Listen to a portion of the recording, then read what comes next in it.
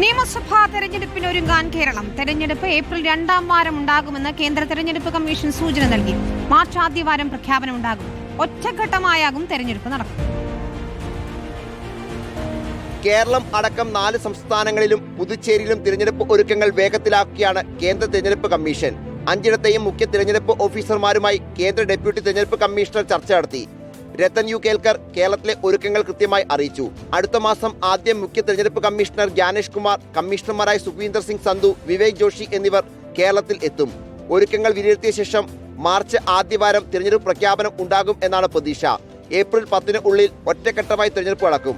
പുതുച്ചേരി, തമിഴ്നാട് എന്നിവിടങ്ങളിലും ഒറ്റഘട്ടമായിരിക്കും തിരഞ്ഞെടുപ്പ്. അതേസമയം പശ്ചിമ ബംഗാൾ, അസം എന്നിവിടങ്ങളിൽ ഒന്നിലധികം ഘട്ടമായി തിരഞ്ഞെടുപ്പ് പൂർത്തിയാക്കും. മെയ് ആദ്യവാരം 5ഇടങ്ങളിലും ഒറ്റ ദിവസമാകും വോട്ടെണ്ണൽ. മെയ്, ജൂൺ മാസങ്ങളിലായി 5ഇടത്തും തിരഞ്ഞെടുപ്പ് പ്രക്രിയ പൂർത്തിയാക്കണം. 100 ദിവസത്തിൽ താഴെ മാത്രമാണ് കേരളം പോളിംഗ് ബൂത്തിലേക്ക് പോകാൻ ഇനി അവശേഷിക്കുന്നത്. രാഷ്ട്രീയ പാർട്ടികൾക്കും മുന്നണികൾക്കും ഏറെ നിർണായകമാണ് ഇനിയുള്ള ഓരോ ദിവസവും. SIR പൂർത്തിയാക്കിയ ശേഷം നടക്കുന്ന ആദ്യ തെരഞ്ഞെടുപ്പ് കുറ്റമറ്റതാക്കാനുള്ള തീവ്ര ശ്രമത്തിലാണ് തെരഞ്ഞെടുപ്പ് കമ്മീഷനും. Reporter Noble Marikkaran, in reporter, Delhi.